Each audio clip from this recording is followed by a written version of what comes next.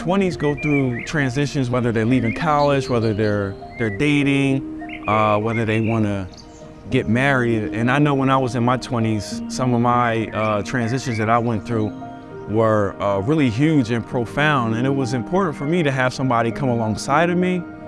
And during that time, the person who invested in me actually helped me create a vision, for my life. And it wasn't just about me and the things that I wanted to accomplish. It was about how can you go and invest in others. We focus on community, on God, on making disciples and work, and encouraging young men and women in their 20s to still have community, but also to pray, to keep on laboring and making disciples, even in their 20s and 30s. Acts 4:13 talks about normal, ordinary people that when they saw the courage in Peter, that the only thing they could really figure out with him is he had spent time with Jesus. Then they saw his courage.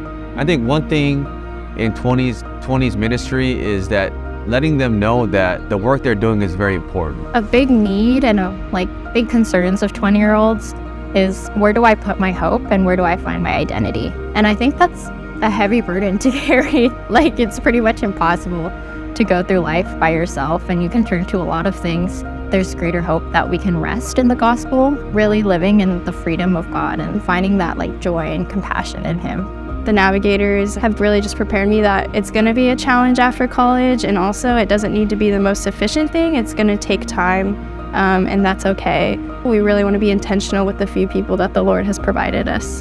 On the surface, people might seem to have it kind of all figured out, like they don't need God, but when you look deeper, people will latch onto things that aren't really spiritually fulfilling. There's a lack of people really coming alongside people to be their friend and sort of help develop them in that sense. And so I feel like, that's where God has called us in NAS 20s, is to basically develop these relationships with people and to show them what true love, God's love actually looks like.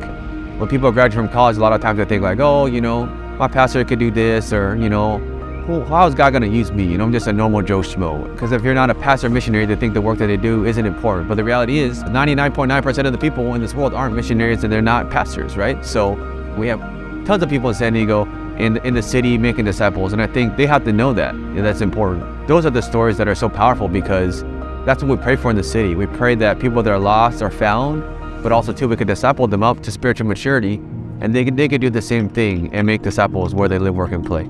Those young 20s going through tough times, man, they have to know that they have somebody who loves, support them, but also want to empower them to do the work that God's called them to do.